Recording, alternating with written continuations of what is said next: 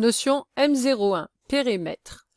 Première partie, rappel des formules. Donc ce sont les formules de périmètre que vous devez connaître par cœur et qu'on révise depuis le début de l'année. Donc dans le triangle, le périmètre, je vous rappelle la définition, c'est la longueur du tour de la figure. Donc on doit ajouter tous les côtés. Donc attention aux notations. Donc sur la figure, vous voyez qu'il y a un point A et une lettre petit a. Petit a signifie la longueur du segment AB, alors que grand A, c'est un sommet. Donc dans votre formule, faites bien attention, ici ce sont des lettres minuscules. Si vous écrivez grand A plus grand B plus grand C, ça veut dire qu'on ajoute les trois sommets et ça correspond à absolument rien de mathématique. Donc bien faire attention. Donc petit a plus petit b plus petit c, donc on ajoute les longueurs des trois côtés du triangle. Dans un losange, la définition d'un losange, c'est un quadrilatère qui a quatre côtés de même longueur. Donc quand on fait la longueur du tour de la figure, on a petit c plus petit c plus petit c plus petit c. Donc la formule, c'est 4 fois c.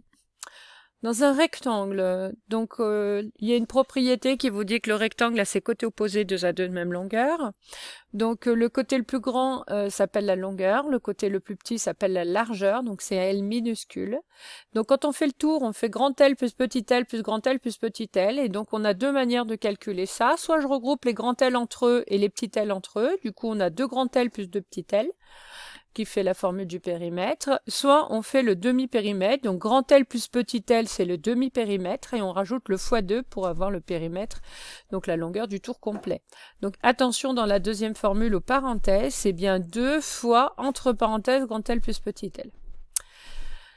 Ensuite, nous avons un carré. Donc le carré est un quadrilatère qui a ses quatre côtés de même longueur et quatre angles droits. Donc quand je fais le tour de la figure, on a C plus C plus C plus C, donc 4 fois C.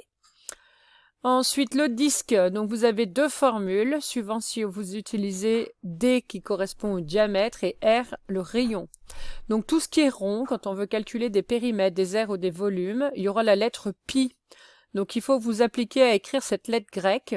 Ce n'est pas un R, c'est vraiment une lettre grecque qui s'écrit comme ça avec l'alphabet grec.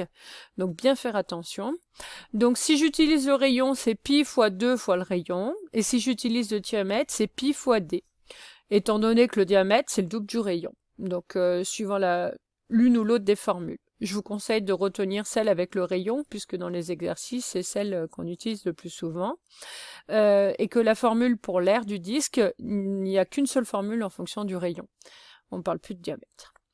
Remarque, attention aux écritures. Donc là, il faut vraiment vous appliquer entre les lettres minuscules, majuscules. Le P, lettre bâton, ça correspond au sommet d'un polygone. Le P en lettres cursives, c'est la notation du périmètre d'une figure. C'est justement, on ne les note pas de la même manière pour pas qu'il y ait de confusion. Donc, appliquez-vous. Donc, ce n'est pas un P bâton pour périmètre, mais bien un P cursif. Deuxième partie, conversion. Pour convertir les unités de longueur, il est utile d'utiliser la méthode détaillée dans le cahier à outils, partie méthode, et d'utiliser le tableau des unités de longueur. Donc ce tableau, donc vous voyez que c'est un tableau qui a 7 colonnes, donc il faut faire attention. Ce que je vous mets en remarque, ce sont toutes des lettres minuscules. Donc la première lettre, c'est un K minuscule. Alors je sais que vous, quand vous l'écrivez en lettres cursives, vous avez tendance à mettre un K majuscule. Il y en a qui écrivent tout en majuscule, alors là c'est encore plus faux. Je vous rappelle que M majuscule, ça veut dire méga, et ce n'est pas la lettre des notations pour les mètres. Donc c'est pas votre propre écriture qui compte,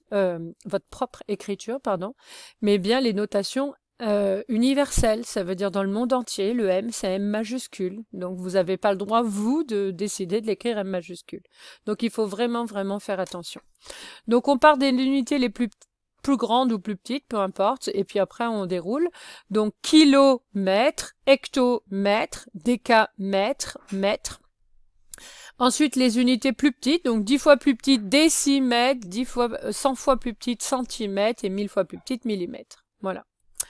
Ensuite, vous pouvez aussi revoir la méthode pour convertir des unités de longueur en cliquant ici, donc une méthode de 6e.